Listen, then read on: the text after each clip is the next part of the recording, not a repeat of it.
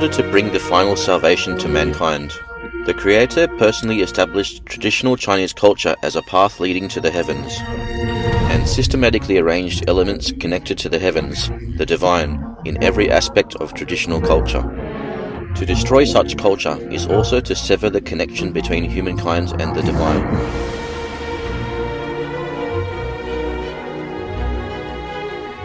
The culture of today's Chinese people is quite different from the traditional culture of their ancestors. The communist Specter has replaced the traditional Chinese culture with a completely different ideological system based on atheism. As a result, Chinese culture has lost its roots. Traditional values no longer exist, and the elements connected with God are thus destroyed. To destroy a culture like this can directly destroy humankind. We previously revealed to our audiences how the communist Specter is killing people on the physical level and lying to people on the mental level. This chapter will reveal how the Communist Party thoroughly destroyed and overthrew traditional Chinese culture on a much larger scale, beyond what's visible to humankind.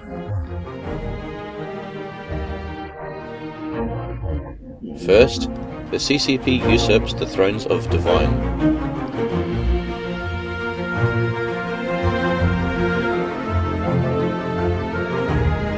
Divine beings created human beings based on their own appearances, and the desire to return to one's home in heaven, typically manifested as the intention to seek the truth and have compassion, the need to uplift the realm of one's life, and the desire to return to one's home in heaven. Accordingly, each culture has a supreme position in its structure. Some ethnicities call it Dao. Others refer to it as the divine or God. We call this position the throne of the divine.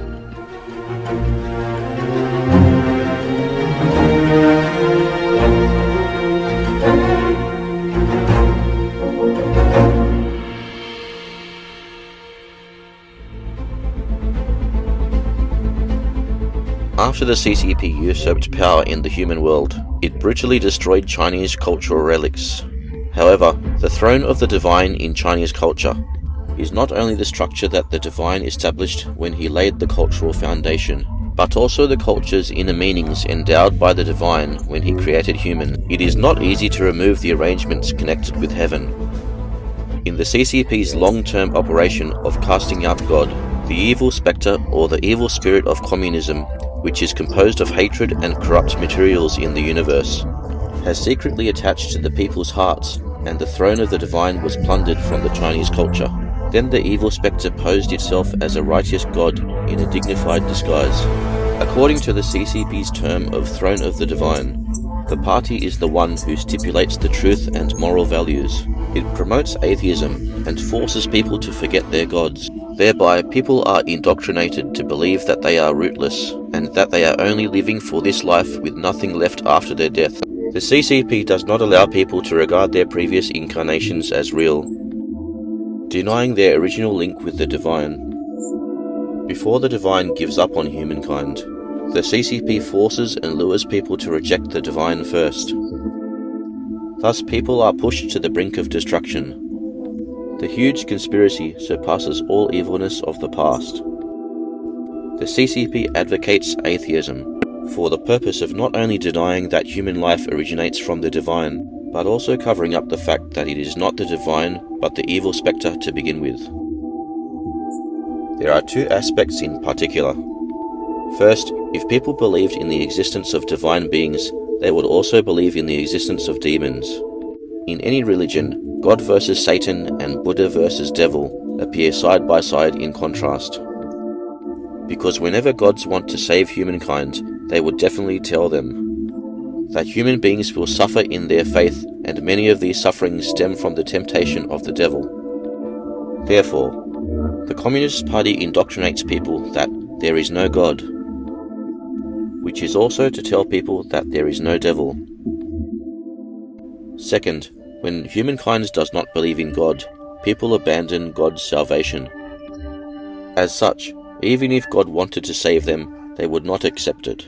When God is forced to give up on humans eventually, humans would naturally fall into the devil's palms. After the Cultural Revolution, Chinese people reflected on history and realized that the leader of the CCP was enshrined as the divine. This is a very superficial understanding. How could the party put its leader on the shrine? The essence of this phenomenon is that the evil specter of communism usurps the position originally belonging to God in Chinese culture and in the Chinese people's hearts. For all the nations on earth going through countless ordeals, all because of the premature desertion of their own gods. Without God's blessing, suffering will follow humankind like a shadow, and their future will be dark.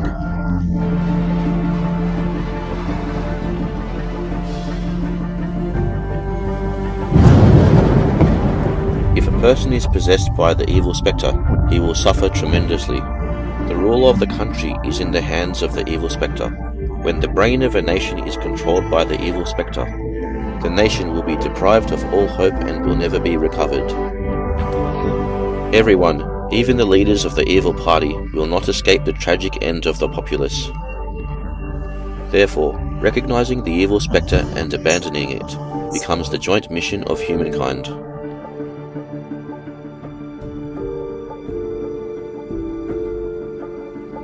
Second, destroying Chinese culture connected with the heavens.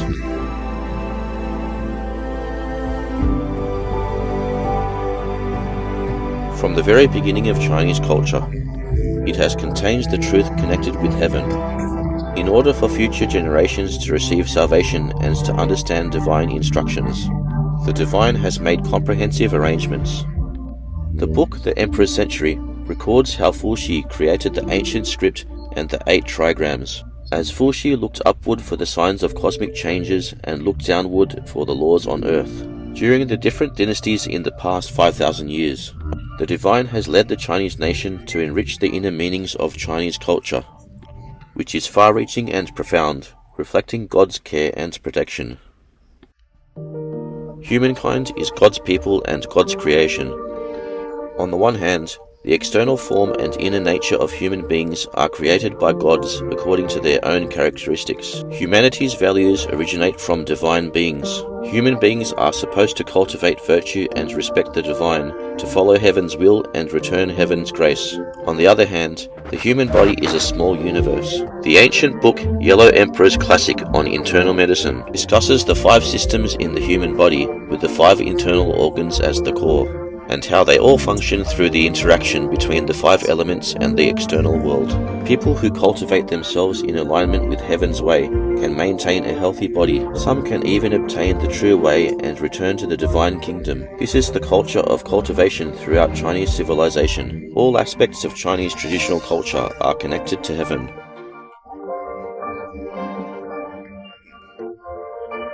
Taiji, Hertul, Luoshu, Chinese medicine, Chinese characters, music, etc., corresponding to all aspects of the universe, known as the holographic quality. Those who understand can tell the inner connections. There are signs of the scope of the universe, cosmic changes, including the human body, yin and yang, the 8 trigrams, the 5 elements, wanting to make chaos, and misfortune arriving, as well as signs of gods wanting to save people, and people having to make a choice, and so on.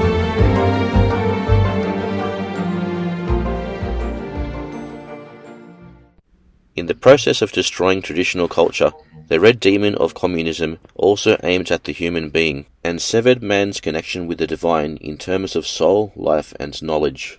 As a result, people became confused, either not willing to understand or being unable to understand the inner meaning of the divine culture, even if they wanted to. Overall, both the purpose and the technique of the communist spectre are to sever the connection between human beings and divine beings. If people cannot understand the inner meaning of traditional culture, moral standards will be lost, and human behavior will deviate and decline until they are eliminated. This is how the Red Devil achieves its ultimate goal.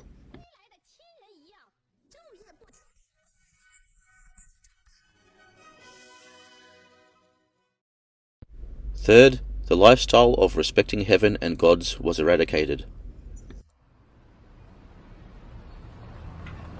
After the spectre of communism usurped the throne of the divine, it completely rearranged the content and style of human life. In traditional Chinese culture, Holding worship ceremonies in reverence of gods is a matter of utmost importance for the nation. Its priority is established ahead of military matters. For thousands of years, veneration of gods has been the most prominent and significant cultural phenomenon and a part of everyday life. For Chinese people, gods are omnipresent. Be it birth, old age, sickness, death, marriage, raising children, education, career, trend of fortune, good or bad luck, success or failure, are all arranged by divine beings at different levels. As the saying goes, there are spiritual beings 3 feet above one's head. The Divine One who presides over all gods is the Supreme Heaven, or the Supreme Emperor of Heaven. In ancient China, Supreme Emperor of Heaven refers specifically to the highest level of the divine. Therefore, traditional Chinese culture always values the reverence of divine beings. People must conduct heaven-worshipping etiquette to communicate with gods and cultivate virtues according to heaven's will to receive the blessings and grace of gods. This has been the lifestyle of Chinese people in traditional society. People believe that social order and moral values are stipulated by heaven, known as heavenly law and conscience. Even if nobody bears witness, God has eyes and will keep an eye on evil deeds. It is common sense that goodness will be rewarded while evil will face retribution. Those who committed sinister deeds like selling toxic milk powder, gutter oil, or standing by and watching people dying and the like will be condemned as being cursed by heaven. They will not only receive punishment from heaven themselves, but also bring misfortune to their ancestors and descendants. Chinese people believe that gods judge everything in the human world with the eternal heavenly law. It is the heavenly law that lays the foundation of moral values that stabilize the operation of human society. In traditional Chinese culture, Shen Nong, the Yellow Emperor, Emperor Yao, Emperor Shun, Emperor Yu, and other emperors who were revered by later generations have held grand ceremonies in reverence of heaven and earth at Mount Tai, which were called Feng Shan.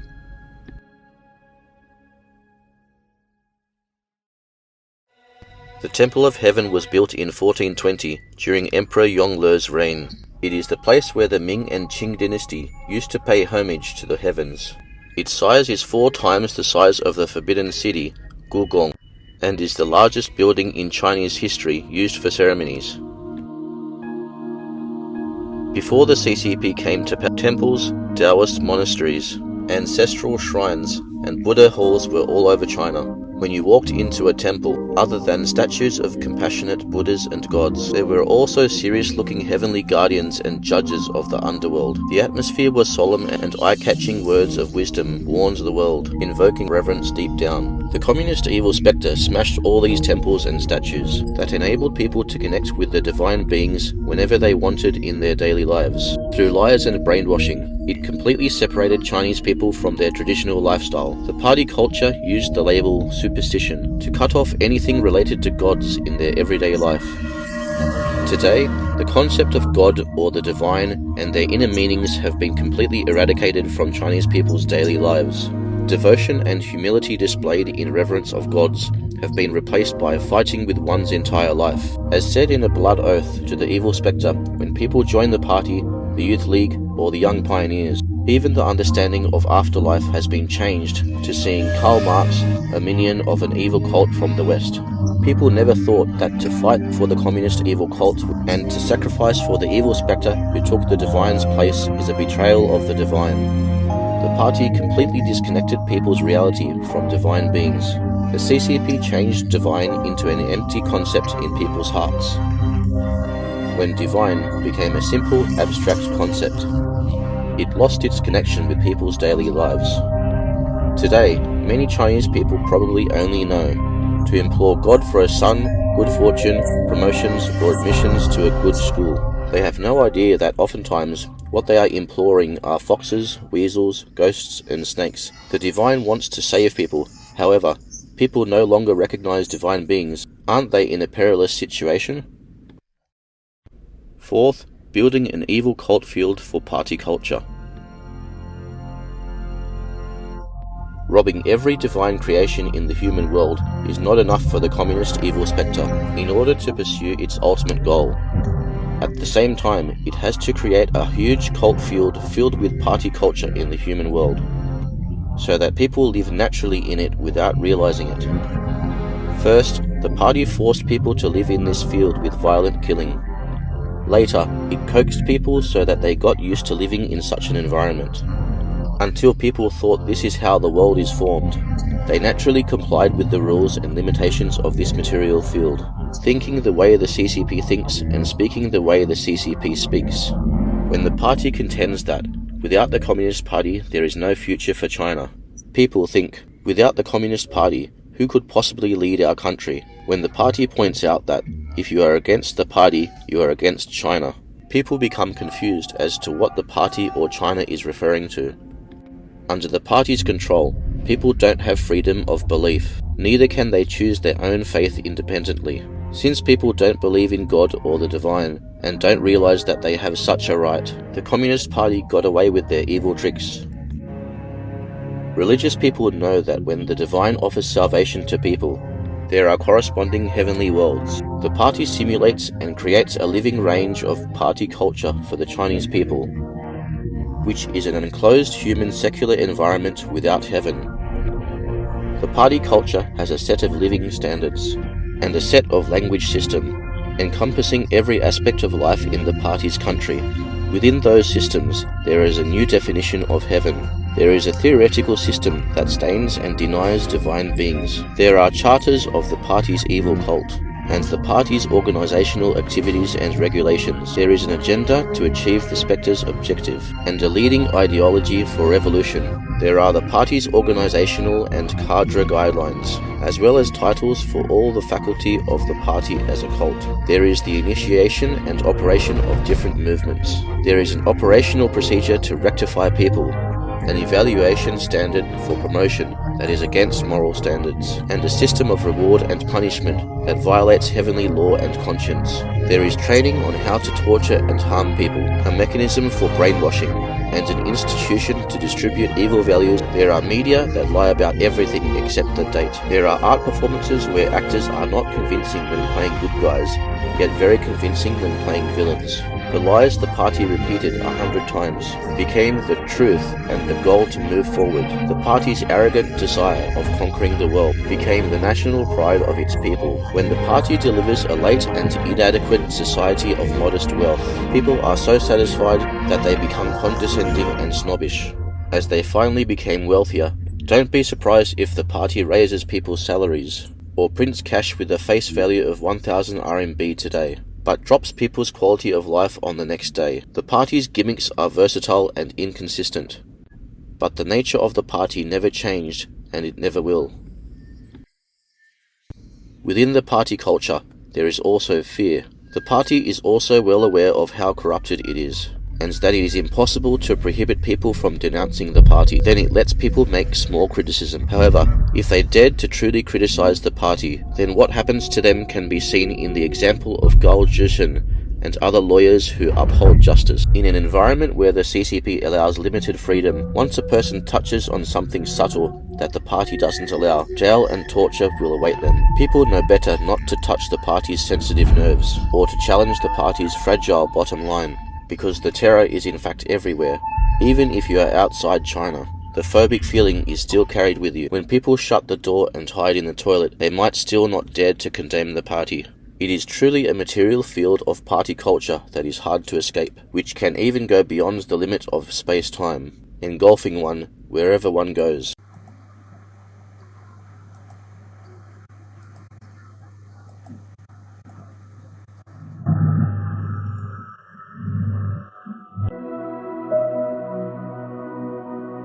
Language and characters are vital parts of traditional Chinese culture. Unlike other languages in the world, Chinese characters closely resemble the heavenly characters, with the exception of only a few strokes. The pronunciation of Chinese characters are also related to the universe.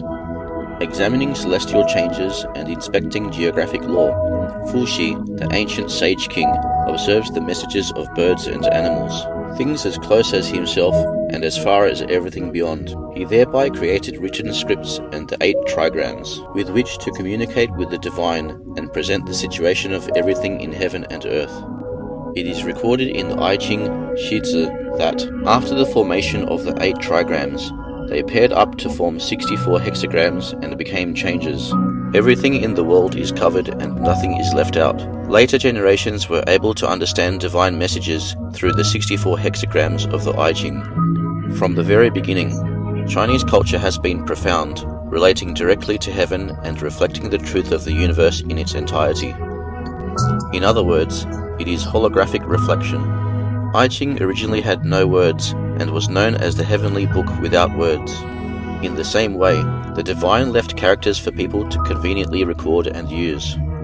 Both the 8 trigrams and Chinese characters are holographic reflections of the nature of all things in heaven and on earth, so that people can also learn about divine providence by analyzing characters. In the time of the Yellow Emperor, the deity Cangjie invented Chinese characters by referring to the 8 trigrams of Fuxi. It was through insight about all changes of heaven and earth, observing the trajectory of the chief stars, and examining details such as turtle shell patterns, bird feathers, mountains, and rivers, that Cangjie created the Chinese characters, an explanation book of spring and autumn annals. This means that Chinese characters and the 8 trigrams share the same origin, and that the mechanisms of both are connected to the heavens. Using characters and the 8 trigrams, Chinese people can observe celestial changes, understand divine providence, and act in conformity with the changes of the heavenly law, time and change. Implement and study human culture, educate all sentient beings to further themselves, and founds the cultures of one dynasty after another, forming the 5,000-year-old traditional Chinese culture. Chinese civilization originated from the divine's creation, directly inspired by and connected with the divine, with extensive and profound inner meanings in itself. Chinese characters are a tool for bearing and recording the divinely imparted Chinese culture. Their inner meanings must be broad enough to carry such a profound and magnificent divinely imparted cultural system without omission. It is said in both the East and West that ancient Chinese characters are like heavenly characters. This is because the ancient Chinese characters do contain heavenly secrets, as well as the Tao of heaven and earth.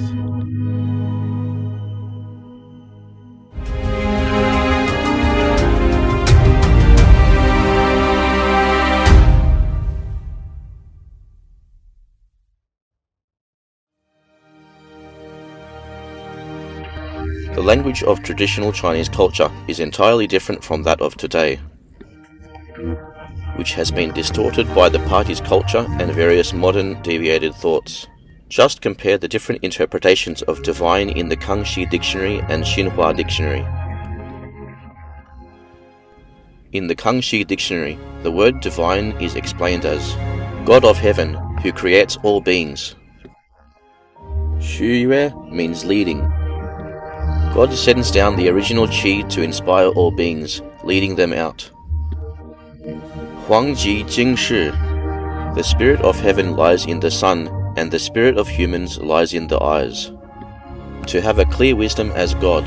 In the Xinhua Dictionary, the word divine is explained as the creator of all things and the spirits of those who are worshipped after death, as said by superstitious people, such as immortals, gods, spirits, shrines, Shenlong, patron of agriculture, priests, theocracy, doings of ghosts and gods. Hence, in traditional culture, the understanding of the words culture and civilization, and of the characters that make them up, is also radically different from that of the CCP Dictionary's interpretations. 1. Culture. In Chinese civilization, the word culture means human culture, evolved by saint kings from the celestial culture or sign. The word evolution refers to the cultivation of people by saint kings. In the Xinhua Dictionary, the word evolution is explained as evolution means alteration in quality or form, transformation, used after a noun or adjective to indicate a change into some quality or state.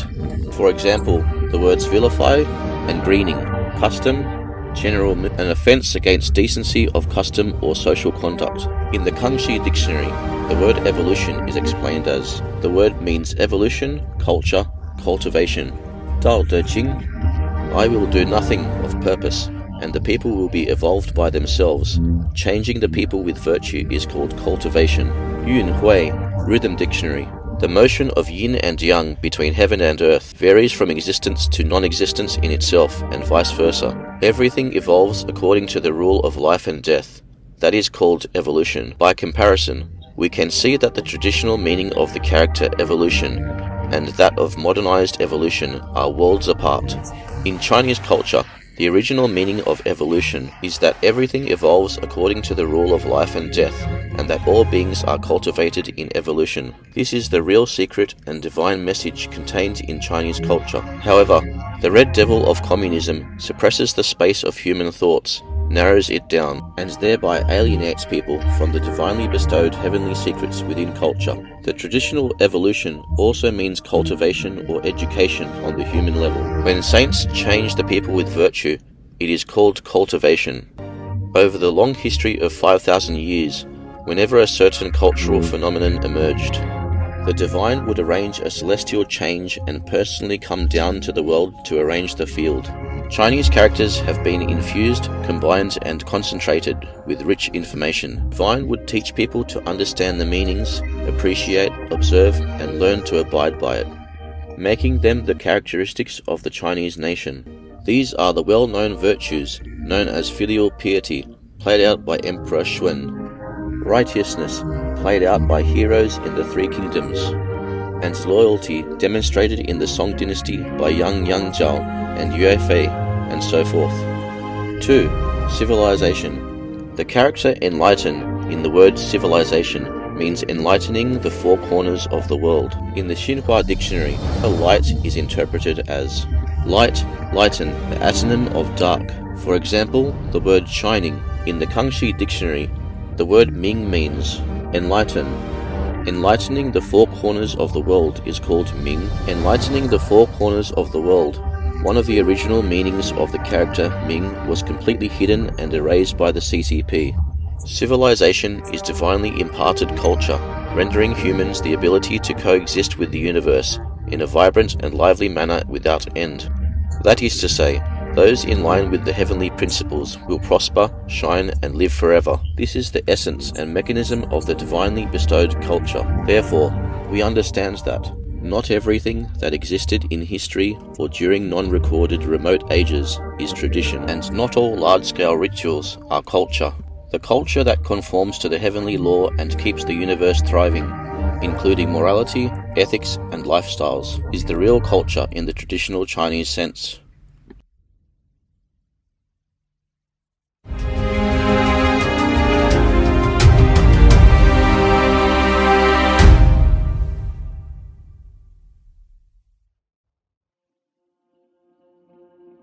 Chinese characters have inner meanings related to heaven, and traditional Chinese characters bear 5,000 years of traditional culture. To cut off the Chinese people's connection with the divine and their traditions, the CCP deliberately plans to destroy Chinese characters. As early as the Yan'an period, the CCP had set up specific institutes to reform Chinese characters. After seizing power, it went further to set up the Committee for Reforming the Chinese Written Language, under the control of the evil Specter. Some so-called scholars simplified Chinese characters, and eventually replaced them with the Romanization pinyin system, known as Latinization of Chinese characters. Simplification of divinely bestowed Chinese characters, which are sacred objects, does not only violate divine providence, but also destroys the original character's wondrous power. As a result, simplified Chinese characters are neither fish nor fowl. They even contain demonic factors, which will inevitably lead to chaos and have bad effects. For thousands of years, hundreds of millions of people have endowed Chinese characters with various emotions through the use of many generations.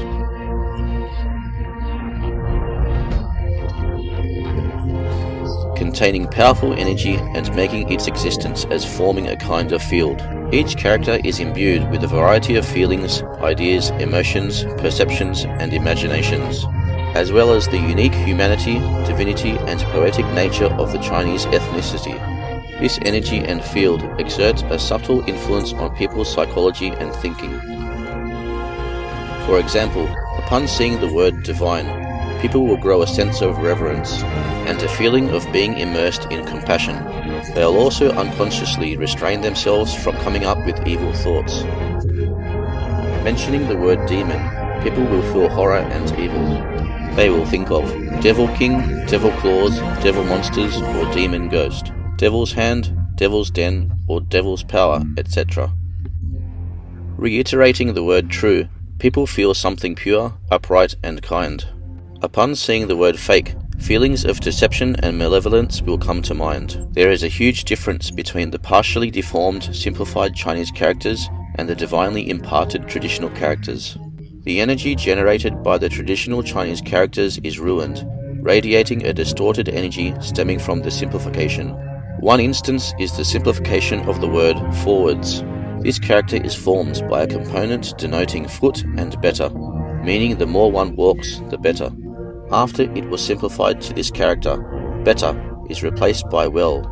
The more one walks, the more she falls into the well. The positive energy becomes the negative energy. Yet most traditional characters with negative energy didn't change, such as demon, ghost, steal, cheat, fake, violence, harm, poison, rot, obscene, and lewd.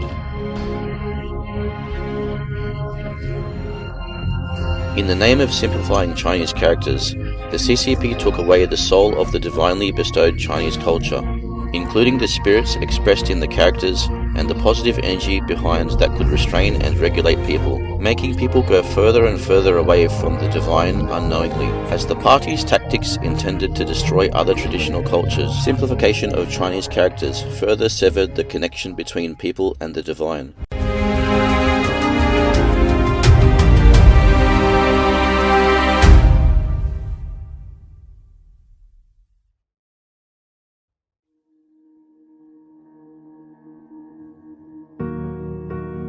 The traditional Chinese notion of the integration of heaven and human contemplates the questions of the cosmos and mortal life, based on the relationship between heaven and human. It is a kind of worldview as well as a view of the universe. Humans believe in the existence of beings higher than humankind, namely Buddhas, Dals, and gods, and they are the ultimate attainment of life that human yearns for. The integration of heaven and human recognizes the existence of heaven. Heaven is also called the divine. This notion also recognizes the existence of divine being. The divine is the foundation of heaven and earth, and the beginning of all things. When one's moral conscience agree with heavenly law, the person is the one who is in unity with heaven.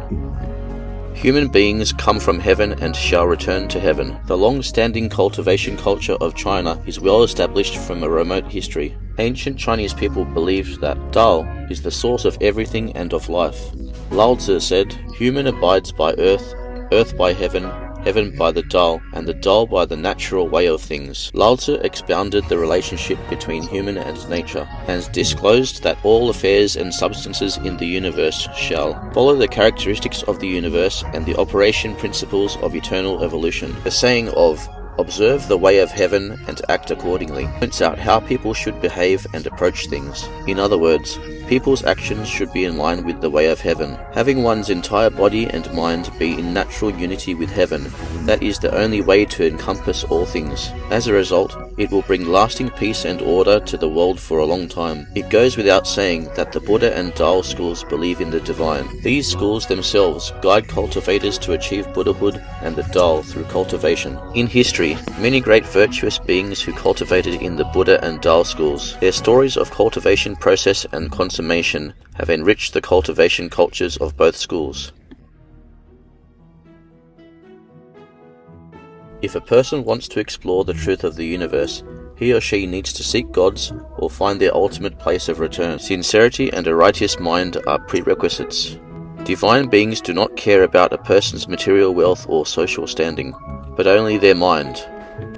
In On the Great Way, Zhang Sanfeng, a Taoist master, expounded the principles of cultivation. He said that cultivating the Tao must begin with cultivating oneself, which must begin with having a righteous mind and sincere intention. The heavenly secrets are hereby given away. I would like later generations to cultivate the way. That is why I speak it out candidly. Self-cultivation is of primary importance in cultivating the Tao. However, one must first be upright and sincere, with sincerity and a righteous mind. External desires can be removed, and only then can we talk about setting up the foundation. The foundation of cultivation is to value virtue, do good deeds, cultivate oneself and rectify one's mind. Chinese people in the past never thought of cultivating Buddhahood or obtaining the Tao as superstition. Rather, cultivation was part of their daily lives. Cultivation is not at all an escape outlet for those who are upset with their unsuccessful lives. Over the ages, even emperors who had all the power and wealth in the secular world still wanted to cultivate the Tao. Yellow Emperor listened to the teaching of Tao from Guangzhengzi, cultivating his mind and body in tranquility. At the age of 120, Emperor rode a dragon and levitated in broad daylight. When monk Xuanzang returned from his journey to the west, Emperor Taizong welcomed him in person and allowed Buddhist Dharma to be spread during the Tang dynasty.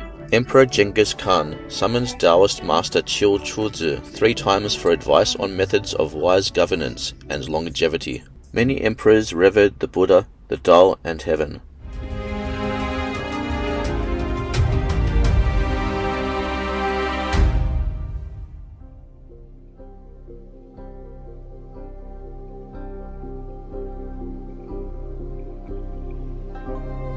Since the time of Yellow Emperor, accounts of men achieving divinity through cultivation have been recorded in Chinese history. This is what is known as the realization of one's life through returning to one's original true self and cultivating one's heart. This part of the essence of China's traditional culture is precisely what the evil spectre tries to destroy. The evil spectre schemes to have people deny their faith in the divine and negate that humans can be uplifted through cultivation. Through ruining people's faith in the divine, the party leads people to believe in things of the devil. Cultivation requires one to be righteous and sincere in mind, whereas arrogance is a demonic nature, which is the opposite of the requirement of cultivation. The evil spectre holds the genuine divine in contempt. In the process of ruining cultivation culture, the spectre instills people with demonic nature and arrogance on purpose. Instead of teaching people to be humble, the spectre encourages complacency and self-pride, instilling such notions as battling with heaven and earth or defying laws of both human and divine, and ultimately pushing humankind onto a path towards rebelling against and disobeying the divine. In ancient times, cultivators must first have a righteous heart and a sincere intention. Only when a cultivator's divine nature kicks in will they understand the characteristics of the universe and the far teaching of the divine. By ruining the cultivation aspects of Chinese culture and magnifying self-importance, the evil spectre leads people to become fully antagonistic to the divine. Today, many people in China no longer know that. By following the cultivation methods imparted by divine beings, human beings can cultivate into Buddhas, Taos, or gods. As for many accounts of cultivation towards Buddhahood or the Tao in history, the evil spectre made modern Chinese people believe that these accounts sound like mythical tales. Since people don't believe in the existence of the divine, then those myths would be nothing more than some empty talk. Whenever people mention the cultivation of Buddhahood or the Tao, it sounds like something superstitious or idealistic, or the so-called spiritual opium. The evil spectre plots to directly cut off the ways that allow humans to cultivate into divine beings, so that many predestined persons will miss their precious opportunities to cultivate. Journey to the West tells a complete cultivation story. In the novel, there is a very significant saying: "A human body is hard to obtain. Central Kingdom is a place hard to be born in. Righteous far, the way is hard to come by." If all of the three happen to one person, then what a lucky person. It is not easy to reincarnate as a human being. However, because of the party's interference, many Chinese who are predestined to cultivate the righteous far do not believe in cultivation, can't understand the inner meanings, and miss the righteous far. Once it happened in this lifetime, it would be too late to regret.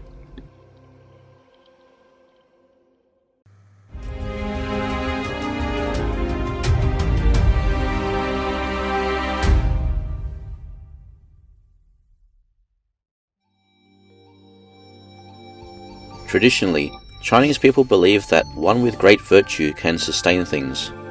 Virtue is the foundation of one's blessing and wealth. Both one's blessings and wealth come in exchange for one's virtue. Virtue is like water, just as wealth is like a boat. In shallow water, the boat cannot stay afloat. Disaster befalls a person whose virtue is ill-matched to his social standing and wealth. In the case of rulers, self-cultivation and an emphasis on virtue are the foundation of good governance that benefits people. Only when a ruler and his ministers have reverence for the divine and heaven, as well as uphold high moral standards, could the society as a whole be motivated to have good mind intent. Then the nation can become strong and stable, social unrest and evasion can be avoided, and the people will be well off and live and work merrily. There would be peace under heaven and prosperity throughout his land with clear rivers and calm seas. Thus, all wise rulers in the past regarded rectifying the heart and mind and cultivating oneself as the foundation. They believed that when the heart and mind are rectified, so will the officials of all ranks. When the officials of all ranks are rectified, so will all the people. China's 5 millennia of history saw many wise emperors, such as Fuxi, the Yellow Emperor, Emperor Yao, Emperor Shun, Emperor Yu, Emperor Hanwu, Emperor Taizong, Emperor Kangxi. Together they have forged the 5,000-year Tao of governance through their practice of governing the world and benefiting the people. Virtue is like a powerful magnet, which enables people to yearn for, to respect, to follow, or to practice in person. Shun was sent by Emperor Yao as an envoy to Mount Li. The locals used to fight over land ownership.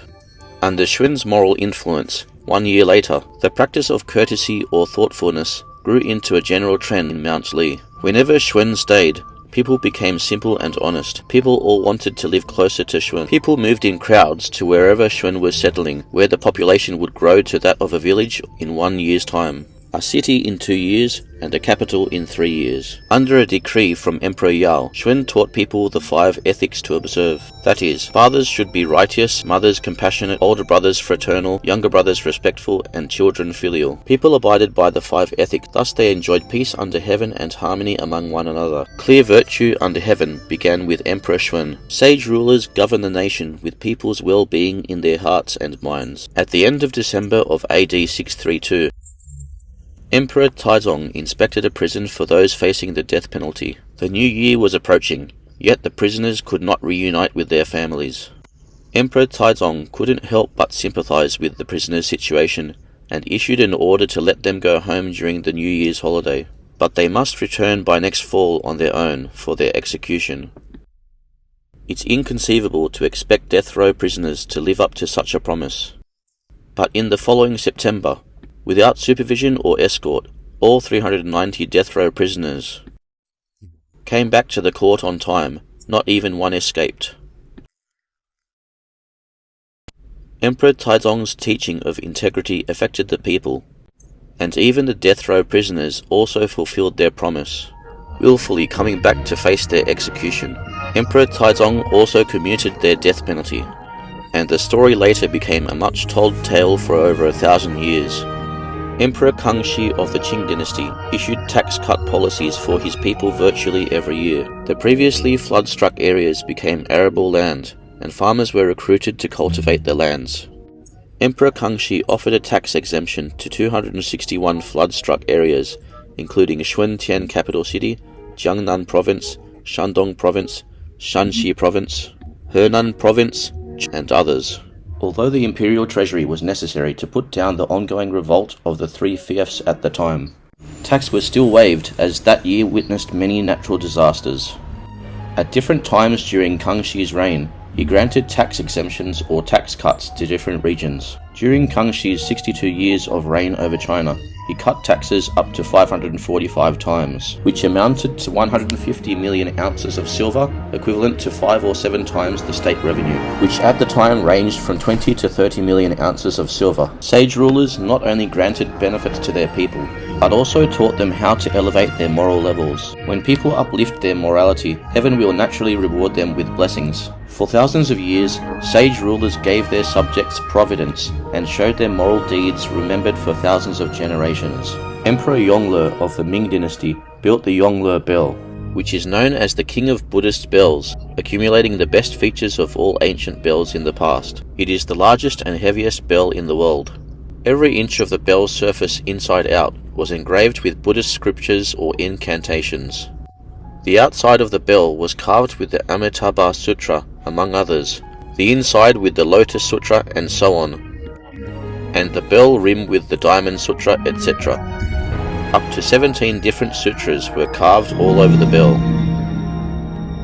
According to the Durgagama Sutra, Chapter 4, the sound in Sanskrit has 5 characteristics.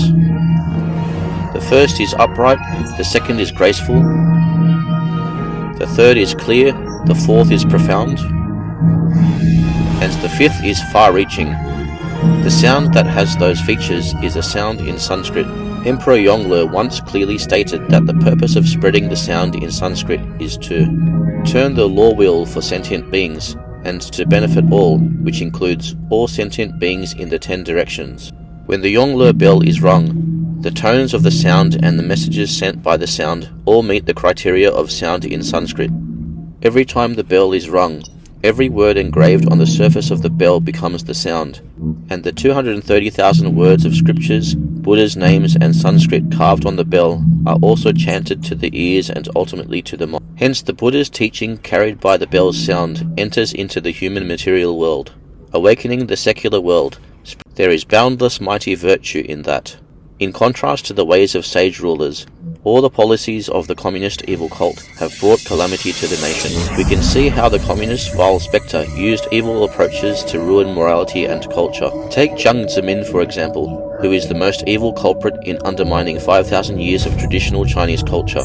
Being the epitome of all evil, the devil Jiang, and its vile, deceitful, malicious, ruthless, and promiscuous nature can by no means be overstated.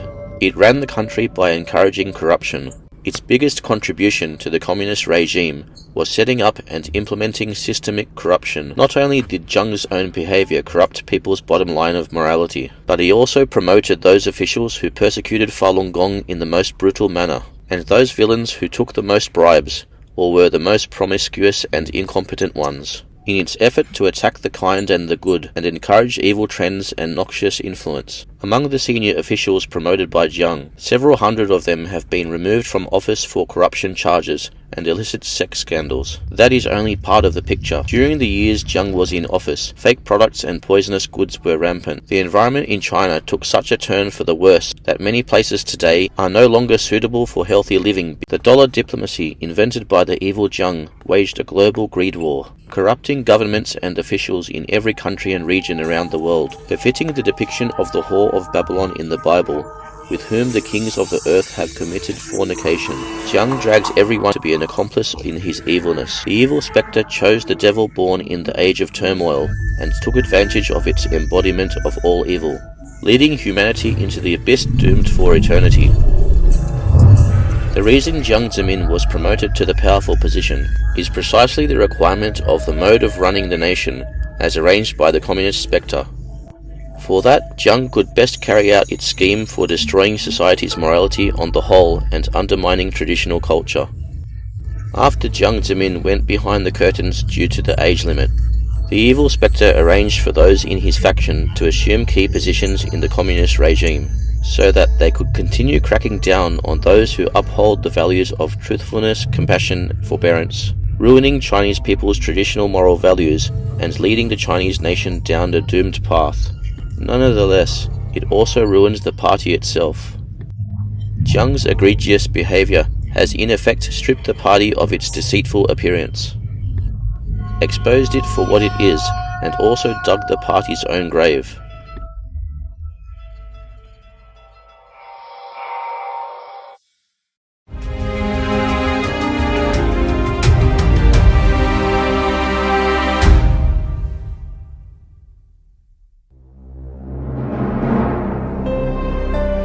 Traditional Chinese culture places great value on a person's moral integrity, as is reflected in the teachings of ancient texts, which exhort people to be good at all times.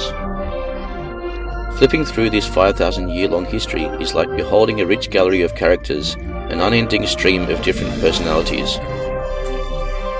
There are the honored sage rulers, heroes that are held in deep admiration by the people, and knights errant whose deeds inspire both awe and emotion. Reading of these personalities, one cannot help but be moved. Those whose legacies are the greatest are recorded in the historical annals. In most cases, a person's fate, success or failure, honor or disgrace, can be roughly gleaned from the details of conduct and speech in his or her younger days. Han Xin, who aided Liu Bang in uniting China during the Chu-Han contention, stands out as the most eminent general of ancient Chinese history. During the Chu-Han period, people praised him as unparalleled across the empire. He has been honored as the god of war and sage of the military by later generations. History has left us the story of how young Han Xin endured the shame of crawling between another man's legs. It is because Han Xin had this extraordinary heart of great forbearance that he could have such great accomplishments in his life. This story deeply inspired later generations in their cultivation of mind and virtue. Traditional Chinese culture's emphasis on virtue originates from the systematic arrangement of the divine. Traditional Chinese people believe that virtue is a form of matter. Those with a lot of virtue are good people, whereas those with little are bad. The amount of virtue possessed by a person greatly determines the enlightened. With a lot of virtue, one's enlightenment quality is good, and he can thus easily understand divine wisdom. Conversely, with little virtue, one's enlightenment quality is poor. The time when the divine offers salvation to humanity is an age when humans find themselves in great peril. In order to destroy humanity, the communist spectre must destroy the divinely imparted culture that values virtue. To this end, they proclaim the wicked will be virtuous, and the bad to be good, completely disorienting people's moral standards. The CCP's criticism of Wu Xun, the most righteous beggar of all time, and the defamation of Yue Fei, the heroic general with undying loyalty to China, lay out as clear as day the evil spectre's schemes. Wu Xun was born during the last years of the Qing dynasty. He begged throughout his life, enduring unimaginable ordeals and bitterness. After begging tirelessly for 30 years, he constructed 3 schools that taught free of charge, purchased more than 50 acres of community land used to support the schools, and accumulated the wealth needed to run them. It was a unique feat in the history of education in China and the world. After Wu Xun passed away, the Qing government ordered the Imperial Office of Historiography to write a biography, and built a mausoleum, a memorial temple, and a monument for him. During the Republic of China period, people from all walks of life called him a sage, a guardian deity, and other titles of honor to honor the great endurance of his bitter journey and for his feat in providing free schooling. Wu Xun's arduous life, full of begging and enduring bitterness, gives vivid interpretation to the traditional value of righteousness. Before the CCP usurped political power, Wu Xun, the righteous beggar of the ages, was renowned among the common people, and was the first person to be synonymous with both a righteous reputation of millennia and exemplary conduct for eternity. In 1951, the CCP launched direct criticism toward the film The Life of Wu Xun, labeling him as a big gangster, big creditor, and big landlord under the disguise of education. Under the abuse hurled out by the CCP's mouthpieces, Wu Xun's name became synonymous with subservience in the face of feudal rule, and slander was led against him, since he did not carry out class struggle or oppose the social system, and instead fanatically spread feudalistic culture. During the Cultural Revolution, Wu Xun's tomb was smashed open by the Red Guards. His exhumed corpse was paraded and then burned. To criticize and defame such a person who has done nothing but good for society sheds light on how much the evil spectre hates traditional Chinese culture. Following these political movements, traditional moral standards and people's natural understandings of good and evil were completely subverted within a few decades' time. For the Chinese people, Yue Fei was a great figure who left a deep spiritual legacy in history. His talent, morals, and strength of character make him worthy of being called a paragon among ancient generals. He used his life to demonstrate the importance of Zhong, loyalty, in traditional Chinese culture. The brilliant spirit of serve the country with utmost loyalty reverberates throughout the ages. His overwhelming and unyielding integrity inspired generations after generations of Chinese people. In December 2002, the Ministry of Education, under the control of Jiang Zemin's subordinate Chen Zhili, subverted this history on its head in the newly revised Outline for History Education of Regular Full-Time High Schools, Experimental Revised Edition. Yue Fei and Wen Tianxiang were no longer credited as national heroes. Some people tried to follow the trends set by Jiang of advancing with the times by trying to reverse the verdict of Qin Hui, who betrayed Yue Fei. The character for middle above the character for heart is the character for loyalty. This signifies that one must have an unchanging standard in one's heart. That standard is the highest moral law, rooted in everyone's heart by heaven. Yue Fei, serving the country with utmost loyalty, was not restricted to loyalty for the imperial court, but to the entire nation and to Chinese culture. In recent years, the number of historical figures who have been maligned and slandered by the CCP and its brazen scholars are too many to count. In destroying what is upright, the CCP also wants to claim that evil is righteous. The CCP successively abolished numerous models and examples for people to emulate. The opium smoker Zhang Side, the fornicating Norman Bethune, the 14-year-old Liu Hulan, who was instigated by the CCP to murder her village head, and Feng Zhimin, who ordered the execution of his uncle, and was later executed by the National Party for killing an American missionary couple, were all eulogized by the CCP. The CCP's long campaign to append right and wrong has resulted in people's abandoning of the moral standard in their hearts, becoming incapable of distinguishing virtuous from evil. This provides the foundation for the communist Specter's ultimate act of evil, attacking the universal values of truthfulness, compassion, and forbearance.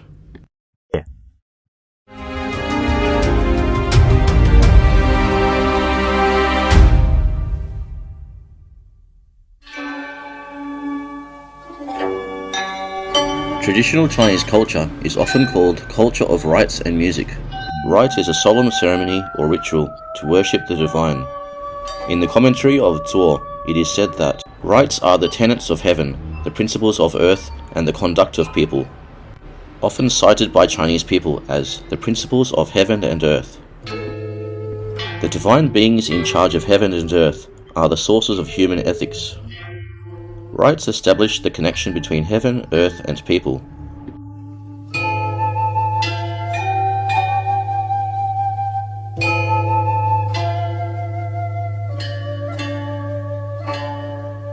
Music means Yue Wu, referring to music that accompanies a dance performed in solemn ceremonies meant to honor the divine. Yue Wu interprets the tenets of heaven, principles of earth, and the conduct of people, with the additional function of moral education. Praising the divine and purifying human minds are the fundamental purposes of art in the divinely bestowed culture. Before it was maliciously destroyed, this was the true meaning of the traditional Chinese culture of rites and music. In music of the grandest style, there is the same harmony that prevails between heaven and earth. In ceremonies of the grandest form, there is the same gradation that exists between heaven and earth. The latter is interpreted as the honorable heaven and lower-leveled earth. The essence of rites is to respect. People respect each other, and those in the lower position should pay their respects to those in the upper position. Therefore, the most solemn ceremony is the one offering worship to the divine. In the worship ceremony, art forms like music and dance are used to praise the divine. The Book of Odes was divided into airs of the states, lesser court hymns, major court hymns, and eulogies. Airs of the states are folk songs, and court hymns are the music for banquet performances.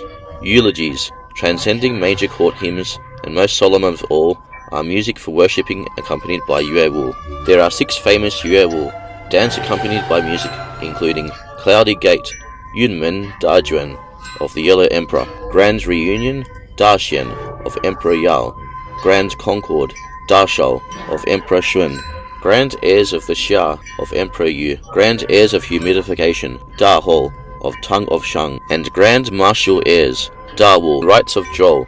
They are referred as Yue Wu of 6 dynasties. The 6 Yue Wu were all used in worship ceremonies. Da Shao and Da Xia for mountains and rivers respectively, Da Huo for female ancestors, and Da Wu for male ancestors. Before entering society, the young nobles of the Zhou dynasty were required to learn the 6 Yue Wu. In other words, they had to learn the rites and music of worshipping the divine. Otherwise, they could not enter society. Good music can harmonize yin and yang, cultivate morality, educate people, and encourage ethnic minorities towards natural obedience.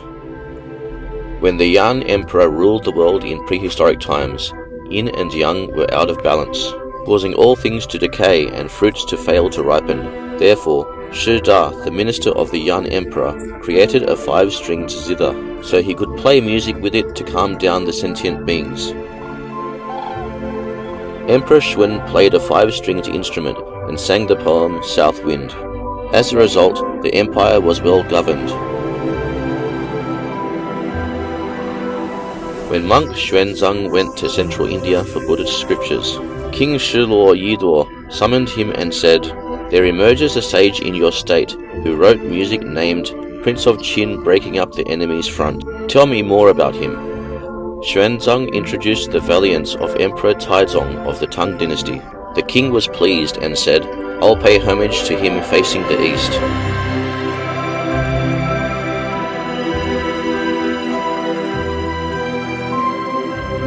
Art originated from the divine. It plays the role of communicating between heaven and earth and connecting all beings with the divine. Eastern and Western cultures have similar traditions. At the very beginning, Western symphonies were the type to perform in churches. Paintings, sculptures, and many others also employed religious subjects in the first place. Besides praising the divine, art also has aesthetic and entertaining functions. That's because upon the creation of human beings, the divine endowed them with a variety of emotions. People are easily influenced by emotions, and rites plays the role of constraining and soothing the emotions. However, if people's emotions are only repressed and not allowed to be expressed, they will accumulate in the physical body and lead to diseases. Music helps people express their emotions, but it is required to meet the criteria. That is, joyous but not intemperate, mournful but not distressing. It offers an outlet for people's feelings while not letting them go insane.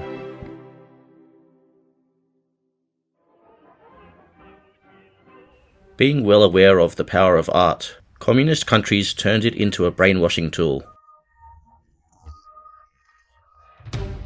After the CCP usurps the throne, it forced people to worship the party as God. Blessings will fall upon those who worship God and Buddha.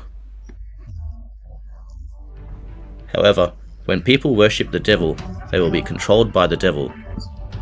And the devil will also draw energy from their worship to strengthen its own power. The CCP forced people to learn and sing "The East is Red" in praise of its leader, a song which extols Mao Zedong as the sun and the great savior. Asking for permission in the morning and reporting at night bears resemblance to the religion's morning and evening prayers. The ancient people swore to heaven, which was distorted into promising to Chairman Mao during the Cultural Revolution. Confession in front of Mao's portrait, fighting selfishness at a flash of thought, was borrowed from praising the divine, putting up the portraits of Marx, Engels, Stalin, Lenin, and Mao, and making people worship these leaders of the. During the Cultural Revolution, 8 revolutionary operas for 800 million people all carried the theme of praising Mao and the communist evil spectre. People, influenced by what they constantly saw and heard, could not get in touch with other art forms. Therefore, whenever they sang and talked, they were showing loyalty to the evil spectre and inflating it with energy. Until today, the so-called Red Song Chorus, main theme, and so forth, are virtually the evil spectre's tactics of brainwashing and body possession. In the name of art, and through various art forms such as films, TV dramas, songs, literary works, and so on, watching these movies, listening to and singing these songs, reading these novels and periodicals, will all result in falling into the communist evil spectre's material field, which controls people's minds. The CCP's annual so-called Spring Festival Gala is a barefaced, disgusting performance hailing the communist evil spectre. The show reinforces the party culture and sucks in energy from audiences nationwide through cheap laughter. The communist evil spectre uses the entertainment function of art to encourage people's moral degeneration. When people's minds are at peace, they can get rid of distractions and communicate with cosmic information in a higher space. Nowadays, all kinds of decadent and noisy music keep people falling into deep lusts or unduly venting their feelings. As a result, their desires are amplified and irritably increased. It is in the fictitious art material field that people indulge in demon nature. When one's mind is immersed in evil fields of lust or wrong thoughts, it is impossible for the person to communicate with the divine, let alone understand the traditional Chinese culture characterized by divine nature. This is also one of the subtle ways for the communist evil Spectre to destroy traditional culture and ultimately human beings.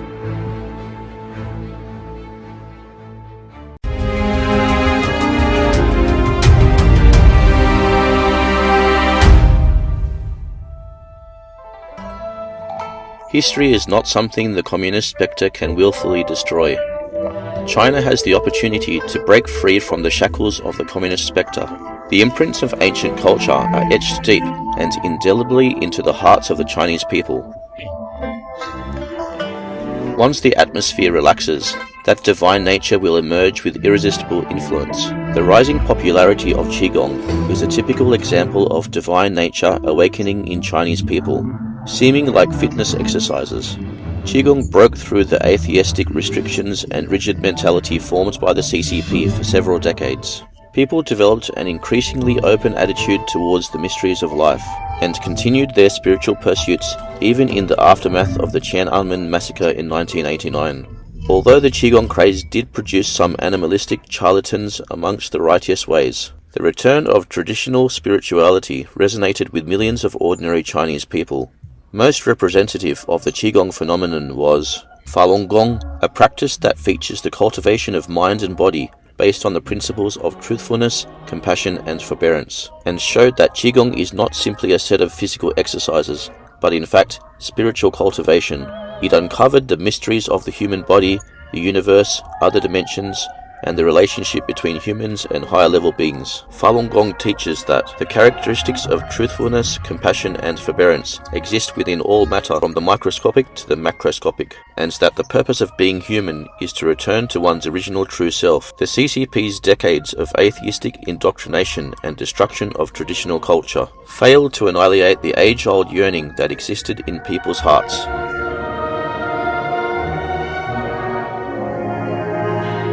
Relying on word of mouth, close to 100 million people took part in cultivating truthfulness, compassion, forbearance within just a few short years.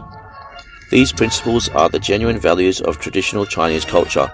Furthermore, they are universal values shared by all of humanity. What nation would reject truthfulness, compassion, and forbearance? More importantly, the spread of Falun Gong was not driven by any movement, but for the first time since 1949, so many people were inspired by these values and chose to become good people on their own will.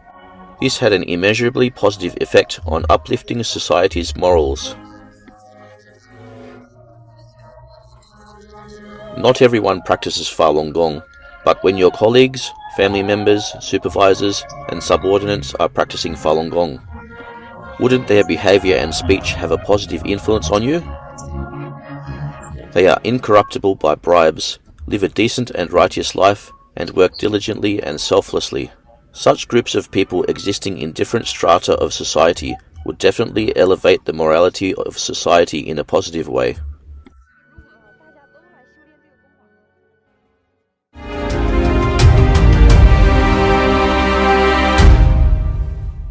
Unfortunately, the evil communist Spectre certainly did not sit back and allow Falun Gong to spread. When it was planning to destroy humankind, it also picked someone who was willing to carry out such foolish, evil deeds at this juncture. That person is Jiang Zemin, who historical scholars unveiled as having 2 false identities and 2 treacherous acts, harbored deep resentment towards truthfulness, compassion, and forbearance. Couldn't it be said that elevating morality and stabilizing society was a heaven-sent opportunity for Jiang Zemin, who was in power back then? However, Jiang's inflated desire for power, dark and mouldy, jealous and sadistic nature were picked out by the evil Spectre, and hence he was promoted to a prominent position in the CCP. As such, the CCP and Jiang Zemin used each other and launched a comprehensive persecution against Falun Gong practitioners who believe in truthfulness, compassion and forbearance. Through its long operation, the Spectre has ingrained one layer of fear within the depths of the Chinese people's bodies. Since it could not afford to see its several decades' work end up in vain, once again it wanted to awaken the deep-seated fear of political movements. Therefore, the persecution of Falun Gong was kicked off with the entire nation aggressively criticizing the spiritual practice. Everyone was incited to show their attitude and expose and criticize Falun Gong in meetings at all levels, from political bureaus to neighborhood committees, from the halls of military commission to elementary school classrooms. Various media outlets, such as television, newspapers, radio, and even the internet, unceasingly spread slanderous messages about Falun Gong.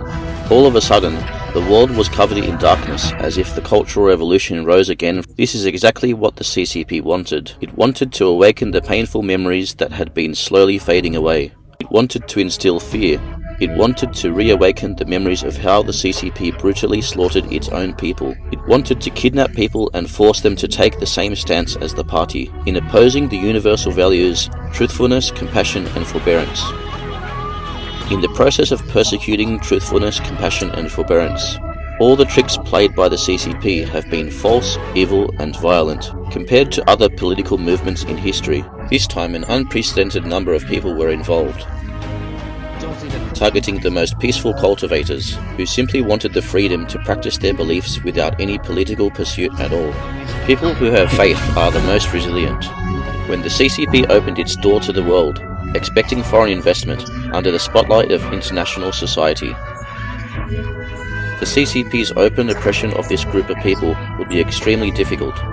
When the CCP wanted to persecute Falun Gong practitioners, it was not enough to rely on their old tactics, experience, and strength accumulated for several decades. Imagine what kind of libelous propaganda and hatred-provoking tactics the CCP employed, the amount of manpower and financial resources it had to spend, and all the deplorable acts they resorted to in order to deceive the Chinese people and the entire world. Western consortium's investment into mainland China had become the assets that allowed the CCP to continue the persecution. Currently, we have no way to measure the colossal amount of harm incurred to humanity brought by the evil movement that persecutes people's conscience. If, one day in the future, someone was to courageously speak the truth, it would be revealed that Jiang Zemin had ordered the army police to throw 500 Falun Gong practitioners into a steel furnace with boiling molten steel. We are talking about a group of good people who only wanted to cultivate themselves to be selfless and to put other people before themselves. We are talking about a group of good people who continuously seek to become better persons, to elevate their morality, and are on the path to divinity. Yet they were brutally burned to death by molten steel.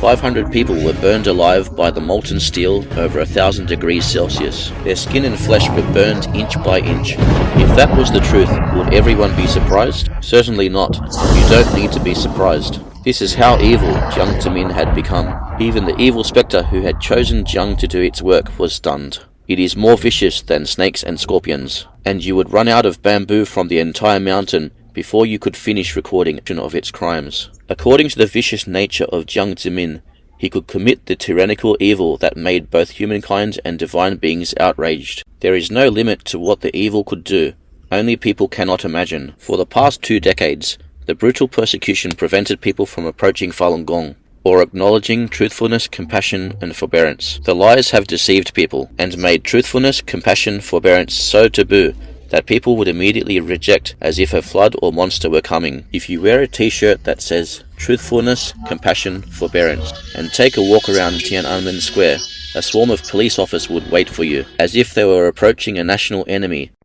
If you try to search truthfulness, compassion, forbearance on the internet in mainland China, all you would see are harsh criticisms. The words truthfulness, compassion, forbearance have become one of the most heavily censored keywords. Because of the online censorship, people could not even use the 3 words in their everyday vocabulary, because the Communist Party labeled the words as superstition, stupidity, and meddling with politics. People do not dare to think about the true meaning of the 3 words. Universal values such as these are meant to guide people's behavior. Because of the fear, the heavy censorship, and the false associations created by the CCP culture, people are unable to apply the universal values of truthfulness, compassion, and forbearance normally in their communication and thinking. In doing so, they are in fact isolating themselves from the universal values, which is very dangerous.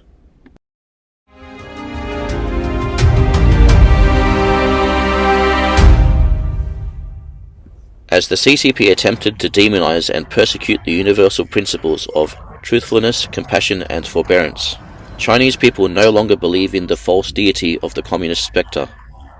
Thus, it has unceasingly used the lure of desires to fill in this spiritual void.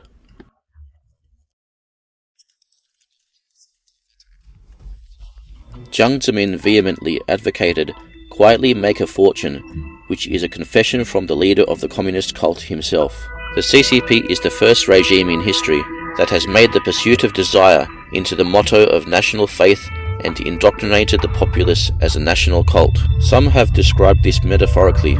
Along with haze, the air in mainland China is filled with desires. China has entered an era of absolute rot, an era in which everyone is bent solely on profit and lost in lust. When people's hearts are dominated by the CCP with desires, how can there be room for truthfulness, compassion, and forbearance?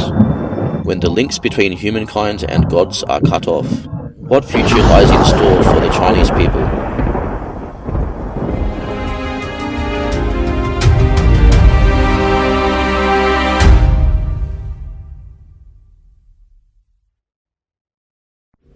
Everyone has innate goodness in their hearts. These are precious seeds planted at the moment of humanity's creation by the divine. The traditional Chinese culture was divinely bestowed to humanity to lead humans to the heavens. It can cleanse the seed of compassion within a person from time to time, while waiting for the divine's final return. The evil spectre ruins traditional culture and pushed people far away from the universal values of truthfulness, compassion, and forbearance. Its purpose was to have that valuable seed be forever separated from the truth, to corrupt the human heart, and to eventually have the seed rot away to the point of no return.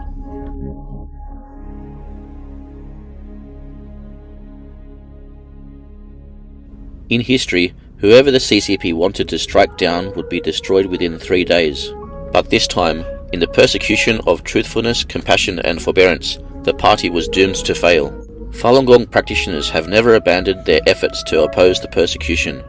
There is nothing wrong with living as a good person, in accordance with truthfulness, compassion, and forbearance, and cultivating both body and mind. For millions upon millions of spiritual cultivators who have elevated their morality, after undergoing purification by the principles of truthfulness, compassion, and forbearance, once again, they are on the path to divinity. This is what Jiang Zemin and the CCP will never be able to understand, and it is also the reason why nothing can bring down the practitioners of Falun Gong. In fact, this has also been arranged by the divine to stand as a testament to the people of today's world, to let them see that through the unwavering power of faith in the divine, even the devil's most uncontrollable machinations can be halted.